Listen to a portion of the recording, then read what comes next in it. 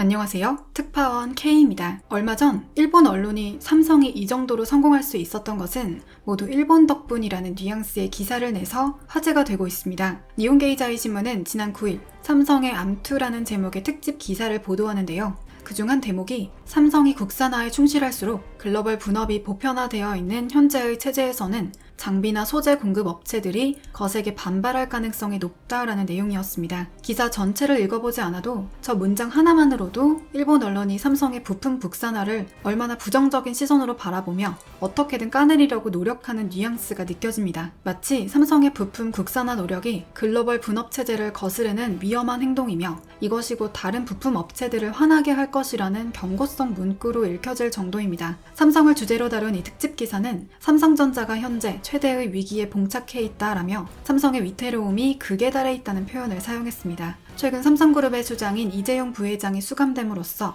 삼성을 진두지휘할 리더십이 흔들리고 있는 상황을 가장 큰 위기로 꼽았으며 그 다음으로 삼성을 위협하고 있는 것들로 반도체, 디스플레이 등 주력 사업 부문에서 중국으로 인재와 기술이 불법적으로 유출되고 있는 것을 꼽았습니다. 중국으로 삼성전자의 가장 핵심적인 기술이 유출돼 버린다면 중국이 삼성을 추격하는 일은 시간 문제라고 하면서 마치 삼성이 일본을 따라했기 때문에 지금의 성공을 이룰 수 있었던 것과 같은 이치라는 표현을 사용했습니다. 여기서 일본인들이 삼성을 바라보는 방식이 고스란히 드러나는 대목이 나옵니다. 신문은 삼성은 1990년대 2박 3일간 1,000만 원의 보수를 주며 일본 엔지니어를 데려와서 생산 공정 수요를 향상할 수 있을 만한 조언을 부탁했다라는 이야기를 실으면서 이제 삼성은 전 세계에서 가장 잘 나가는 기업이 되어버렸다라는 한탄 아닌 한탄을 하고 있습니다. 마치 일본이 모든 삼성의 성공에 일조했으며 삼성은 그저 일본의 기술을 그대로 가져와서 베낀 존재처럼 표현하고 있습니다. 황당하기 짝이 없는 기사인데요. 결국 이 기사는 일본 덕분에 삼성이 성공할 수 있었던 주제에 배은망덕하게도 부품 국산화를 진행하고 있다. 삼성은 일본이 당했던 것처럼 곧 중국으로부터 똑같은 꼴이 날 것이라는 바람을 가득 담고 있는 듯한 내용입니다. 이때 신문이 위기로 꼽고 있는 것 중 삼성의 이재용 부회장이 수감되어 리더십 부재가 일어나고 있는 상황이라는 점을 삼성의 최대 위기라고 보기는 어렵습니다. 삼성그룹은 단 한 명의 리더십으로 움직이는 단순한 구조가 아니라 수천 명이 근무하고 있는 글로벌 기업이기 때문입니다. 대외적인 이미지를 담당하고 있는 이재용 부회장의 수감이 삼성의 이미지에 타격을 줄 수는 있지만 이렇게 거대한 기업이 송두리째 흔들릴 정도로 위기에 봉착한 것이라고 보기는 어렵습니다. 거기다 중국으로의 기술 유출은 물론 심각한 문제이지만 한국만이 겪고 있는 문제점이 아니라 전 세계 선진국에 잘 나가는 그룹이라면 모두 중국으로의 기술 유출이 가장 큰 골칫거리라고 할 수 있습니다. 오죽하면 미국이 화웨이의 장비를 사용하고 있는 기업들은 중국으로의 기술 유출을 피할 수 없을 것이라며 자국 내의 기업들이 절대 화웨이 장비를 사용할 수 없도록 금지 조치를 내렸을까요? 단순히 삼성뿐만 아니라 일본 기업들에게도 똑같은 고민거리라는 점입니다. 그런데 마치 정당한 실력이 아니라 우리 일본 덕분에 그 자리에 올랐으니 중국에게 기술 유출을 당해도 삼성은 할 말이 없을 것이라는 식의 내용은 어떻게든 삼성을 수준 이하로 보이게끔 노력하는 뉘앙스입니다. 이어 신문은 삼성은 2019년 하반기부터 영향을 미친 일본의 수출 규제로 인한 반도체, 디스플레이 핵심 소재를 수입할 수 없었던 상황에서도 여러 반발과 압력을 받았을 것이라고 분석했습니다. 기사는 삼성은 한국 정부의 요청을 받아들여서 일본 의존도를 줄이기 위해 부품 국산화와 내재화를 진행하고 있다. 하지만 부품 국산화를 위해 노력할수록 글로벌 분업 체제에서 장비나 소재를 공급하는 업체들로부터 거센 반발을 받을 수도 있다라면서 한편으로는 한국 정부의 국산화 촉진 압력을 거스를 수도 없어 진퇴양난의 상황일 것이라고 덧붙였습니다. 마치 삼성은 전혀 일본 부품을 거절할 생각이 없었지만 한국 정부의 압력 때문에 어쩔 수 없이 일본 부품을 사용하지 못하고 울며 겨자 먹기로 국산화를 진행 중이라는 것입니다. 정말 말도 안 되는 이야기인데요. 애초에 수출 규제는 일본 정부가 독단적으로 했던 결정이었고 삼성의 이재용 부회장은 수출 규제 당시 일본의 부품 소재 기업의 회장들을 만나 설득에 나서기도 했지만 자신들을 만나러 온 이재용 부회장을 문전박대했다는 이야기도 나옵니다. 즉 하청업체가 클라이언트를 거부한 꼴인데요. 그것도 예의를 그렇게나 중요하게 생각하는 일본인들이 말이죠. 하청업체가 먼저 상도덕도 없이 오랜 고객을 문전박대하는 일이야말로 글로벌 업계에선 상상도 할 수 없는 일인데 삼성이 글로벌 업계의 반발을 살 것이라며 걱정을 하는 기사라니 정말 음침하다라고밖에 표현할 수 없는 내용입니다. 이는 분명 삼성이 성공적으로 부품 국산화에 성공하며 그야말로 삼성 내에서 일본의 흔적조차 지우겠다는 포부가 현실이 되어버렸기 때문에 그 점을 견제하는 기사라고 보입니다. 니혼게이자이 신문은 이 기사에 앞서 지난 6일 일본 정부가 반도체 핵심 부품, 소재에 대한 수출 규제를 시행한 이후부터 한국의 반도체 산업은 국산화에 혼신의 노력을 기울이고 있다는 내용을 보도했습니다. 즉 한국의 반도체 산업 전체가 일본 의존도를 낮추고 자생력을 키우는데 성공했다는 평가가 일본 내부로부터 나온 것입니다. 2019년 7월 일본은 한국에게 경제 보복을 목적으로 부품 소재 수출 금지령을 내렸지만 정작 우리는 일본에게 굴복한 것이 아니라 일본으로부터 경제적인 독립에 대한 필요성을 절실하게 느낀 계기가 되고 감소한 일본제 부품들에 대해 우리 스스로 보충하기 시작했습니다. 삼성전자가 소재 부품 국산화를 위해 출자한 기업 솔브레인을 비롯해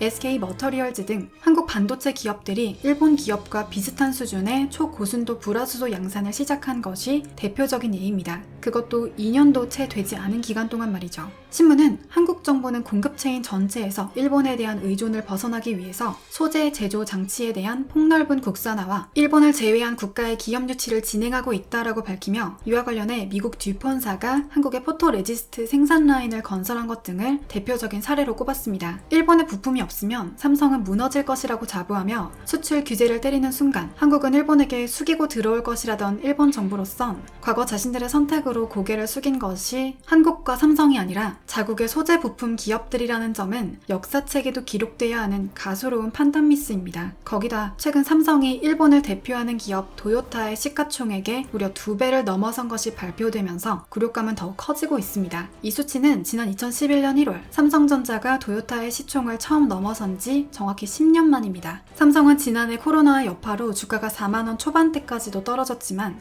꾸준히 회복해왔습니다. 게다가 전 세계적으로 반도체 수요가 늘어나면서 연말까지 주가가 가파르게 상승해 8만원을 넘어섰습니다. 지난달 11일 삼성전자는 장중 한때 96,000원까지 올라가기도 했습니다. 이날 삼성전자의 시가총액은 543조 2,502억 원이었습니다. 이날 도요타의 시가총액은 하나로 271조 4,476억 원이었는데 이 수치는 삼성전자의 절반밖에 되지 않는 수치입니다. 이때 도요타는 일본의 최대 기업으로 일본인들의 자랑거리이기도 한데요. 그럼에도 불구하고 삼성 시총의 절반밖에 되지 않는 겁니다. 일본은 삼성이 자신들을 따라했기 때문에 이 자리까지 올 수 있다고 말하지만 만약 그게 사실이라면 일본의 최대 기업을 2개 합칠 만큼 큰 기업이 될 수는 없었을 겁니다. 비록 동일 업종이 아니기에 직접적으로 비교하는 것은 어렵지만 기업 규모의 측면에서 지난 10년간 삼성전자가 도요타에 비해 얼마나 많이 성장해 왔는지를 실감할 수 있습니다. 이때 동일 업종인 전자업체끼리 한일을 비교하면 격차는 더욱 커집니다. 일본의 3대 전자업체인 소니, 히타치, 도시바의 시가총액을 합친 금액은 200조 원에 불과하며 이 수치는 삼성전자 시총인 540조 원의 절반에도 미치지 못하는 수준입니다. 또한 지난해 삼성전자는 역대 4번째로 높은 36조 원의 영업이익을 기록하며 승승장구하고 있습니다. 반면 니케이 신문 등에 따르면 매년 3월 31일이 결산일인 도요타의 경우 15조 4천억 원의 영업이익을 올릴 것으로 전망됩니다. 영업이익에서도 삼성전자의 절반을 따라오지 못하고 있는 수치인데요. 니케이에 따르면 도요타는 지난 한 해 동안 952만 8,348대의 자동차를 판매해 폭스바겐을 제치고 세계 판매량 1위를 탈환했습니다.